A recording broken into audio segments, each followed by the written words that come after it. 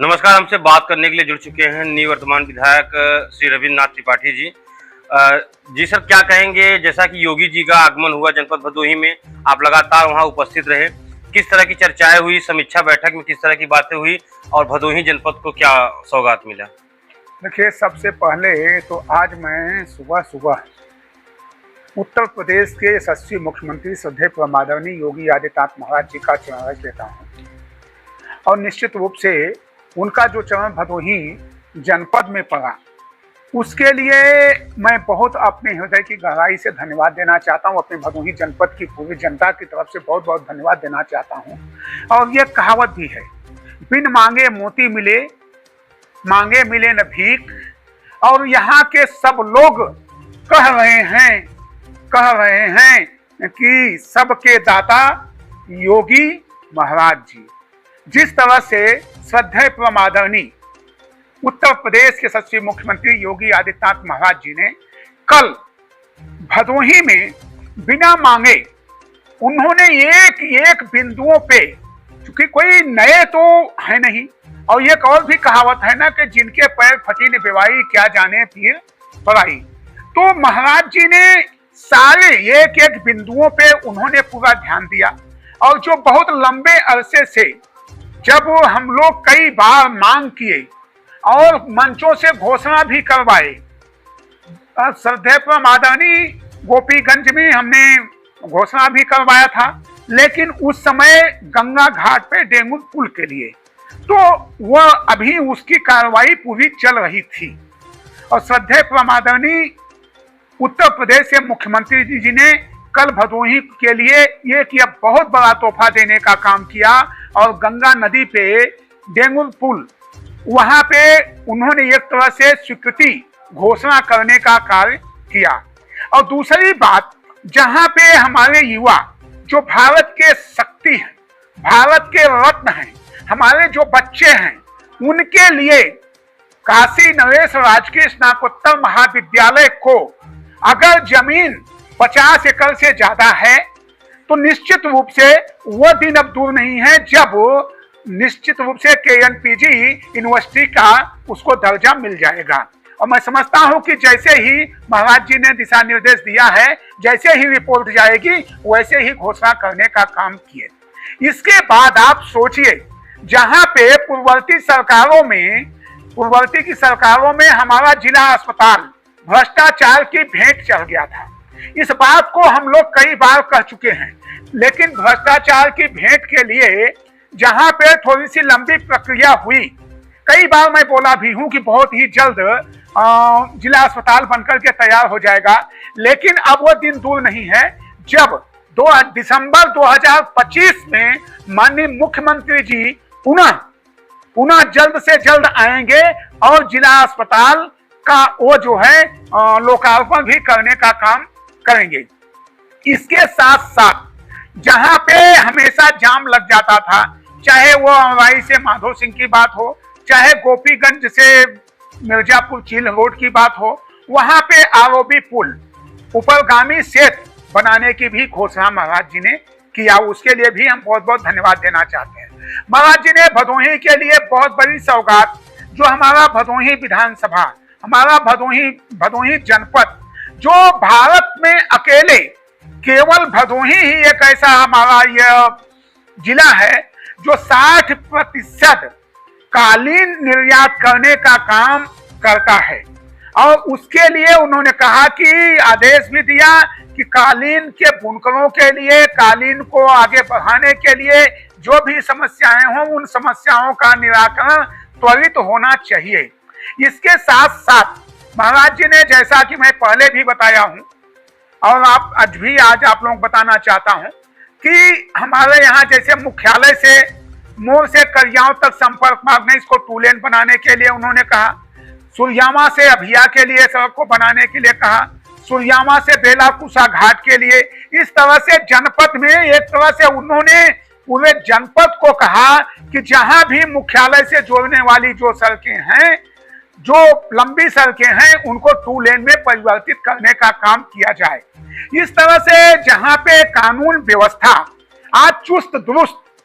की माने बात करूं तो आप देख रहे हैं कि पहले आज जब भारतीय जनता पार्टी की सरकार नहीं थी तो लोग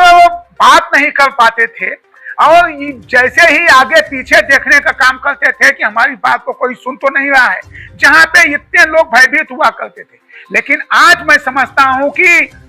श्रद्धेय प्रमादरणीय योगी आदित्यनाथ महाराज जी ने मैं दावे के साथ कह रहा हूं कि पहले ऐसे मुख्यमंत्री हैं जिन्होंने भारतीय जनता पार्टी के एक एक कार्यकर्ताओं से,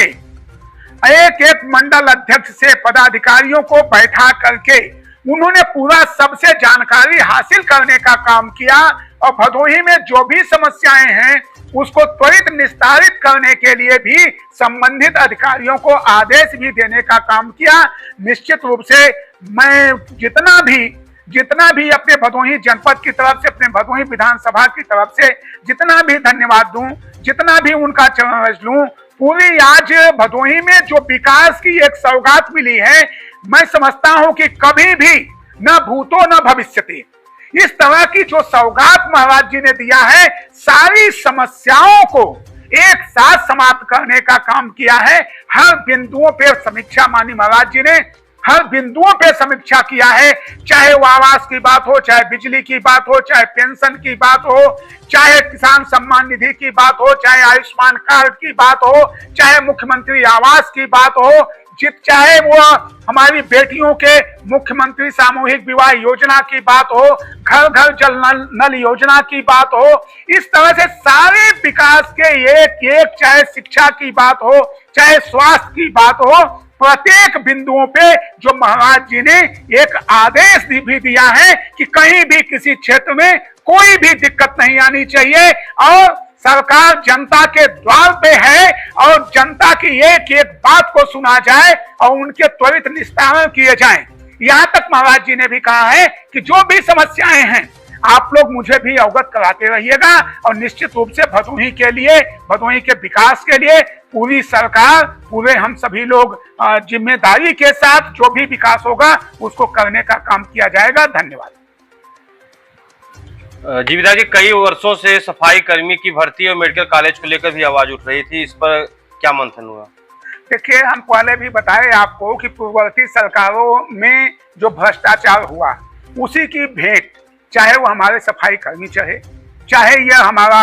अस्पताल, निश्चित रूप से मैं पहले भी बोला था, अपने चुनाव में भी बोला था कि मेडिकल कॉलेज का लोकार्पण करने बहुत ही जल्द माननीय मुख्यमंत्री जी आएंगे। मेडिकल कॉलेज की मांग हम लोग बहुत पहले से कर चुके हैं और मेडिकल कॉलेज की कल घोषणा माननीय मुख्यमंत्री जी ने किया है, उसका भी कार्य बहुत ही जल्द शुरू हो जाएगा। जमीन आवंटित कर दी गई है। बस जैसे ही ये हमारी अस्पताल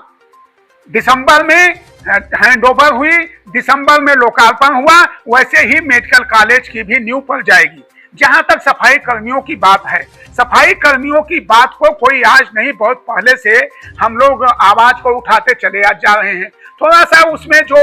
चाहे वो हाई कोर्ट चाहे कोर्ट में जो लंबित प्रकरण थे उसके नाते, लेकिन महाराज जी ने कल सख्ती से कहा है, पंचायती राज विभाग से उन्होंने मांगा भी है कि बहुत जल्द से जल्द सफाई कर्मियों की भर्ती हो जाना चाहिए। उत्तर प्रदेश में केवल यही ऐसा जिला है जहां पे सफाई कर्मी नहीं है। महाराज जी ने कल जो घोषणा किया है कि हम सब सफाई कर्मियों की नियुक्ति बहुत ही जल्द कराने का काम करेंगे। हम जो हमारे सफाई कर्मी भाई हैं उनके लिए भी मैं समझता हूँ कि ये बहुत बड़ा दिन है। अब महाराज जी बहुत ही जल्द सफाई कर्मियों की भी बात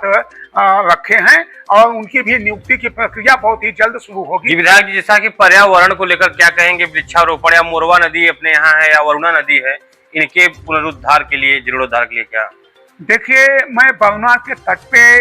बसा भी हूँ, यही हमारी जन्मस्थली भी है और वरुणा नदी सीधे जा करके माँ गंगा में मिलती है। माँ गंगा में जो वरुणा नदी मिलती है उसी का एक अंग मोरवा नदी है। कल महाराज जी ने, हम सभी लोगों ने भारतीय जनता पार्टी के जनसंघ के संस्थापक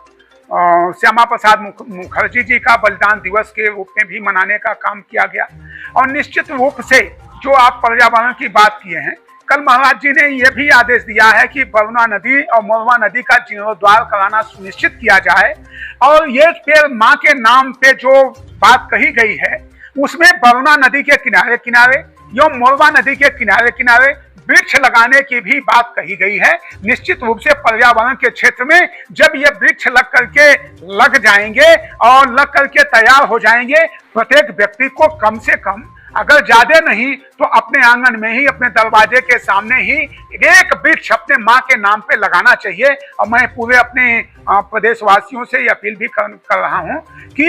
अपने माँ के नाम से एक वृक्ष जरूर लगाएं। जितना अधिक से अधिक हो सके वृक्ष लगाने का काम करें। धन्यवाद।